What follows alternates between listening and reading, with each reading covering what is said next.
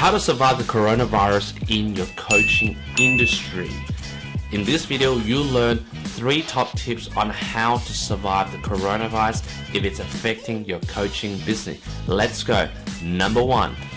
So in terms of your coaching business, whether you're a life coach, a mindset coach, a motivational coach, health coach, fitness coach, business coach, money coach, or even a marketing coach, you certainly will be doing workshops in your town or area. So what does that mean? You might have meetups. You might have Eventbrite where you send out invitations to come to your workshops. And these workshops might be free workshops, paid workshops, or it could be massive workshops that you've been planning for months and months. And suddenly, media doom and gloom. New South Wales is at a critical stage in relation to the virus. We need to make sure everybody who's in self-isolation. Dun, dun, dun. And suddenly, you need to cancel it because people are not showing up. You might have 100 people booked for your seminar or your workshop. For in my case, I had a workshop with 15 people who were planning to come to my workshop to do my Facebook, Instagram story masterclass where I teach them video marketing on their phones so they could get more engagement and more leads from just putting Facebook stories and Instagram stories. What happened was I had 15 people registered, and suddenly this whole coronavirus outbreak epidemic in Australia, which is basically the media calling hysteria and putting fire on something that doesn't really exist to that extent and dramatizing the whole event. A lot of people have requested to cancel coming to my event, which has caused my event to be cancelled. And on top of that, I also have a lot of friends in my coaching industry that also cancelled their national tours and their actual workshops that they do on a quarterly basis. So what happens? What do you do when the coronavirus is causing all these workshops and seminars to be closed, which at the end of the day is causing your bottom line because it's affecting your ability to get leads, which is the whole reason of workshops and seminars, to get bums on seats so that you can serve them and add value, and obviously at the end pitch them on your products or services. So what can you do from there? So a good tip is move your workshops or seminars virtually. So start using things like Zoom. So Zoom is a very cool virtual space. You can actually sign up for free to test it out, but unfortunately you can only do a one-on-one meeting. If you want to do some sort of thing like a webinar, then you need to purchase the subscription model. And the subscription model, if you can find the link below, it's probably $30 to $35 a month, I'm not too sure, but it allows you to do a virtual meeting. So it allows you people to log in and then you can talk to them face to face. But obviously for me, because I teach video storytelling, it requires a lot of physical and all that stuff.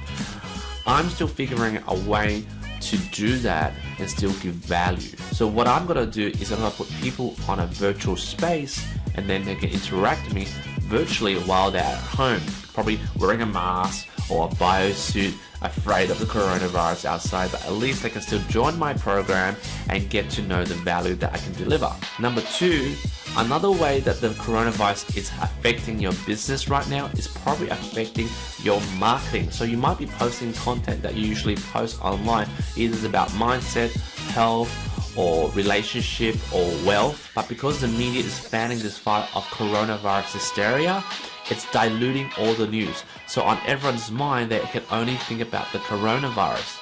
They don't give a shit about your mindset stuff or your wealth stuff. It doesn't add into the context of what they're thinking.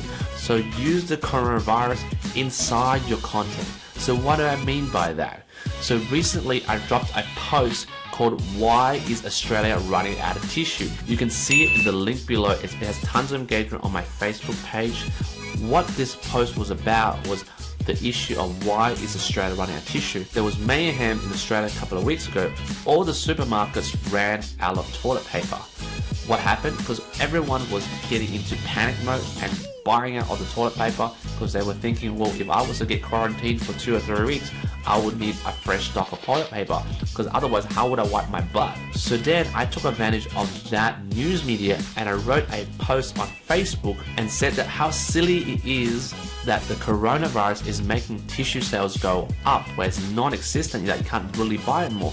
And that is a good marketing trick because the coronavirus is selling pain. So in terms of the marketing concept, toilet paper sales are going up because there is a pain. So the marketing is that toilet paper is going to run out. So there was a pain that if people don't buy toilet paper, they would be in deep shit. Well, sorry the pun. So people went out of their way to buy a massive amount of toilet paper. That linked into why marketing should always have some sort of pain. It needs to reach into your audience and remind them of a pain. If they don't buy right now your products or services, they will miss out. And number two, with the whole media fanfare of the fact that toilet paper is going to run out, it triggered the response of scarcity. So scarcity is very important in marketing. When something that is a limited edition, people go out of the way to buy. That's why people line up to buy the next Apple iPhone, because there's this scarcity mindset that it might run out, and the next batch will probably be a couple of months later, and because you don't have the iPhone, you won't have clout. So all in all, I wrote that in the post, so I combined coronavirus and marketing and gelled them together, and it became really cool and hot, and my post is trending like crazy on LinkedIn. Jump on the link below and check out my LinkedIn page. It's got so many comments because everyone's mind is thinking about coronavirus. And then if you can slot your message in there, it could be mindset, wealth, relationships, and you could tweak in a way in your copy, then you'll get massive engagement. So when someone searches coronavirus on LinkedIn, they'll see my name and marketing and my message. And obviously with the way I wrote it, they'll think, this guy has a point. And I like the way he tweaked the copy to relate to coronavirus, also add value about his marketing services. So those are the 3 tips on how to survive the coronavirus for your coaching space. Number 1, if your workshops are affected, go virtual. Number 2, on how to survive the coronavirus in your coaching space is tweak your content. Tweak your content, including your coronavirus, in your messaging. By doing that way, you'll stay relevant while people are thinking about the coronavirus. They'll still hear your message about marketing, life coaching, wealth coaching, or relationship coaching. Number 3 in surviving the coronavirus in your coaching space is be an expert on the coronavirus. Yes, be an expert. And I know what you're saying, oh my God, there are so many so-called experts of the coronavirus. And you're exactly right. There are a lot of experts on the coronavirus, and some of them don't know what the F they're talking about. And we are actually coaches. We are people who are hired by our clients to serve them. So why can't we be more knowledgeable than the so-called experts on the coronavirus? By being an expert in the coronavirus and knowing what you're talking about, you're giving people confidence that in this time of media crisis, this time of the outbreak crisis, that you're there to shed knowledge, add value, and actually not just sell your products and services. You're trying to add value, you're trying to add more knowledge in yourself by teaching people this is how you stay safe while the coronavirus is happening. This is the hygiene tips that you can give them, and this is how you could transition from being quarantined to being someone that will be accepted by society again. I know it's quite crazy, everyone's getting quarantined these days. So it's exactly what I'm trying to do. I'm trying to release content to the market at the moment, and not trying to be a coronavirus expert, but being someone that knows a bit about how coronavirus has affected my coaching industry and my coaching friends, and giving some valuable tips out there that hopefully can serve you. So those are my 3 hot tips on how to survive the coronavirus in your coaching space. Number 1, turn your workshops to virtual workshops.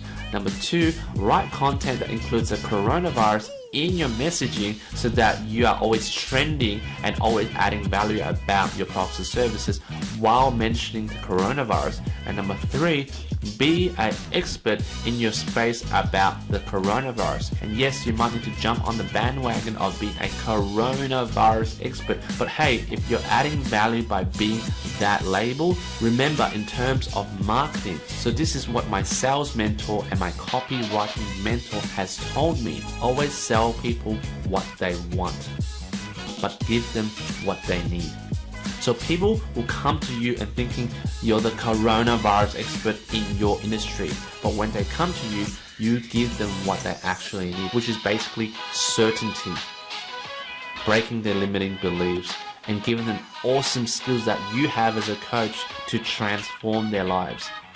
But obviously, people are looking out for a coronavirus solution because there's such media mayhem on this epidemic. So you sell them what they want. but when they come to you, you give them what they need.